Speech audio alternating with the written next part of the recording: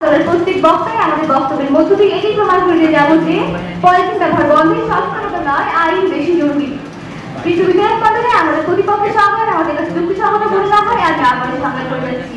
বিদ্যালয়ের বিষয়টিকে আমি 4টি অংশে বিভক্ত করেছি। 1 পলিথিন ব্যবহার বন্ধ, 2 আইন, 3 সচেতনতা, 4 বেশি জরুরি। পলিথিন ব্যবহার বন্ধ। পলিথিন একটি সাধারণ প্লাস্টিক যা পলিথিলিন নামেও পরিচিত। পলিথিন সাধারণত প্যাকেজিং, কৃষি ও শিল্পজাত পণ্যে ব্যবহার করা হয়। বন্ধ বলতে বোঝায় কোনো বস্তু, সেবা বা কার্যকলাপকে আর ব্যবহার না করার জন্য নিষিদ্ধ বা পরিত্যাগ করা। অর্থাৎ এক কথায় পলিথিন ব্যবহার বন্ধ মানে পরিবেশের জন্য ক্ষতিকর পলিথিনকে বর্জন করা।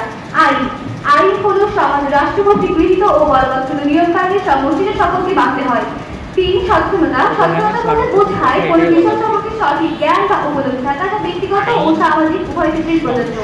বেশি জরুরি। বেশি জরুরি বলতে বোঝানো হয় অন্য সব কিছুর তুলনায় অগ্রাধিকার পাওয়ার মতো, অর্থাৎ অতীব গুরুত্বপূর্ণ ও তাৎক্ষণিকভাবে সমাধানযোগ্য বিষয়। সহজভাবে বললে যখন একসাথে অনেকগুলো কাজ বা সমস্যা থাকে তখন যে কাজ সবার আগে করা দরকার, কারণ দেরি হলে ক্ষতি হবে, সেটাই বেশি জরুরি। বিশ্ববিদ্যালয়ের পর্যায়ে আর প্রতিপক্ষ বলছে শুধু সচেতনতাই পলিথিন ব্যবহার বন্ধ করা যায়।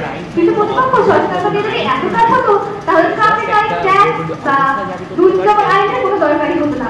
সচেতনতা হলো দুর্বলতার অজুহাত। স্বার্থান্বেষী ব্যবসায়িক কাজে সচেতনতা শিশুদের রূপকথা ছাড়া আর কিছুই না। বিশ্ববিদ্যালয়ের পর্যায়ে সচেতনতার কাজে সমাজের কোরবানি পরিবেশ হত্যা।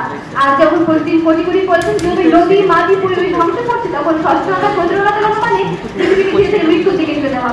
প্রতিপক্ষ জাতিসংঘ পরিবেশ কর্মসূচি বা ইউএনডিপির মতো পলিথিন ব্যবহার শুধুমাত্র সচেতনতা দিয়ে বন্ধ করা সম্ভব নয়। এর জন্য আইনের সঠিক তুরন্ত বাস্তবায়ন প্রয়োজন। তাহলে প্রতিপক্ষ আপনারা কিভাবে বলছেন যে শুধু সচেতনতার কাজ হবে? আসলে প্রতিপক্ষ কথা নিয়ে প্রতিপক্ষ আমার দেশটা চোখে ফুল আবল তাবল বলে যাচ্ছে, বুঝছে না তার কোনো ভুল।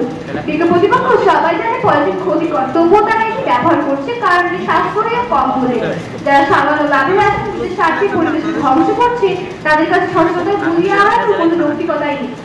বিশ্ববিদ্যালয় পদ্ধতি কঠোর আইন যে ততদিন ব্যবসায়ীরা, দোকানিরা, গ্রাহকরা পলিথিন ব্যবহার করবে, কারণ আবেগে বদল আসবে না। ব্যক্তিগত আবেগের উপর ভর করে চাকরি বাঁচানো সম্ভব নয়। কিন্তু প্রতিপক্ষ সচেতনতা নিরাস্ত্র, এটি করতে বছরের পর বছর লেগে যায়। কিন্তু আইন প্রয়োগ করলে মানুষ পরদিন থেকে অভ্যাস পরিবর্তন করবে। কিন্তু প্রতিপক্ষের একটি উদাহরণ দেখুন। আগে হেলমেট নিয়ে প্রচুর সচেতনতামূলক ক্যাম্পেইন হয়েছিল, যেমন হেলমেট জীবন বাঁচা ইত্যাদি। তবুও মানুষ হেলমেট পরতো না। কিন্তু যখন আইন করে হেলমেট ছাড়া চালানো জরিমানা করা শুরু হলো তখনই হেলমেটের ব্যবহার নাটকীয় ভাবে বেড়ে গেল।